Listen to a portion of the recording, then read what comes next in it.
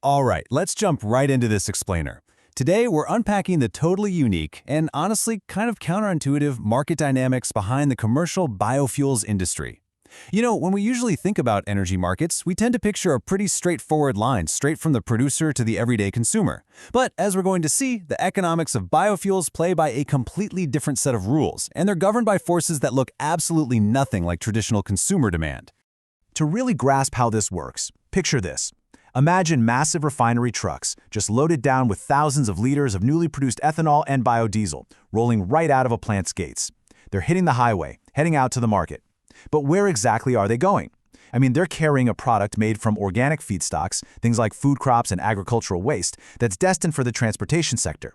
But the thing is, they definitely aren't pulling up to your local neighborhood gas station to sell directly to you or me.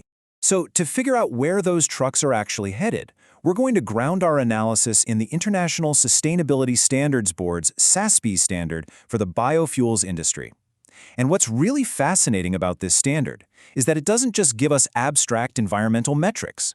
It literally lays out the precise commercial architecture of the entire industry. It tells us exactly who the customers are and how financial and sustainability risks are permanently tangled up together in this massive, multi-billion-dollar space.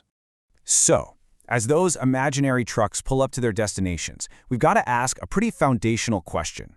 Who is actually buying millions of liters of biofuel? Because if everyday drivers aren't filling up their personal cars with raw industrial ethanol or biodiesel, someone else is writing the massive checks that keep these refineries running. Well, the SASB standard actually gives us the exact answer here. The primary customers for biofuel producers are strictly commercial intermediaries.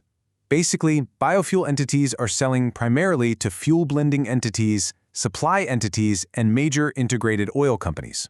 So in reality, biofuels are just an intermediate product. They're bought in bulk by traditional energy and oil companies who then blend them into standard petroleum-based fuels way before that blended product ever even sniffs the retail consumer market. And here is the absolutely crucial takeaway. We have a missing consumer demand. Think about it. When a giant integrated oil company buys millions of gallons of ethanol, they are not doing it because there's some huge grassroots consumer uprising demanding slightly more biofuel at the local gas pump.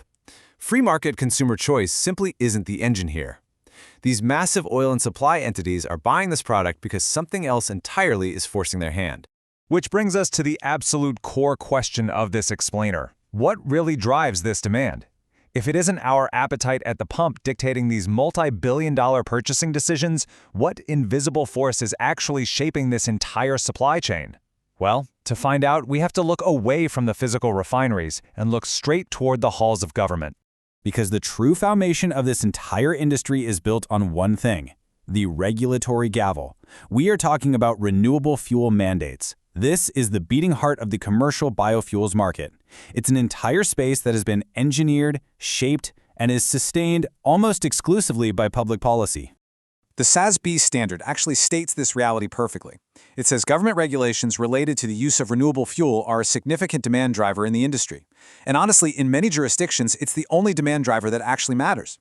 Governments all over the world have instituted policies that legally mandate major oil and fuel supply entities to blend a very specific volume of renewable fuels into their petroleum products.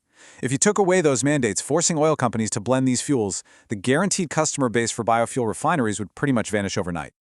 But here's the catch. Regulations don't just demand any biofuel. They demand very specific environmental outcomes, and that introduces us to advanced biofuels. We're talking about fuels derived from things like algae, cellulosic biomass, used cooking oil, and yes, even animal manure.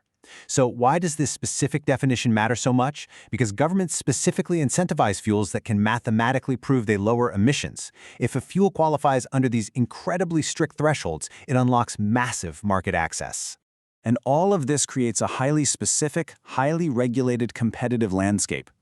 Companies are literally required to track life cycle greenhouse gas emissions. That means calculating the carbon footprint of the entire journey, from growing the crop to the energy used in refining it, all the way to the vehicle's exhaust pipe. The whole name of the game is beating the fossil fuel baseline. Producers who figure out how to cost-effectively innovate their processes to reduce net carbon emissions, well, they don't just help the planet. They produce a higher-tier product that fuel blenders are legally desperate to buy, which allows the producer to capture vital market share. But the government's involvement doesn't stop at demanding the product be purchased. Not at all. They also step in heavily on the supply side to make this incredibly complex, highly energy-intensive manufacturing process economically viable in the first place. I mean, producing advanced biofuels requires massive, massive capital. So the government provides a sprawling web of financial lifelines just to prop up the producers. When you actually look at the specific SASB reporting metrics for subsidies, the sheer breadth of government support is staggering. We're talking tax credits for blending and production, direct funding via massive capital grants and R&D project funding. There are market protections like import tariffs to shield domestic producers from foreign competition, and even direct loans and guarantees. The entire economic viability of this supply chain is just deeply, deeply intertwined with government cash. Which brings us to the profound vulnerability of this entire business model. When your entire customer demand is created by a regulatory gavel, and your supply side is heavily subsidized by government grants, you face a completely unique and severe set of regulatory risks. Basically, your business is only as secure as the political support that mandates your existence. So what threatens that political support? Well, the standard points directly to the unintended consequences of growing the feedstocks in the first place. Unsustainable cultivation can lead to severe issues. We're talking deforestation, biodiversity loss, soil degradation, and major water pollution. On top of that, using food crops for fuel creates increased competition for arable land, which directly impacts global food prices. For this industry, these are definitely not just environmental talking points, they're literal existential business threats. Because if those negative impacts ever outweigh the benefits of reducing fossil fuel emissions, it triggers the ultimate industry nightmare: policy reversal.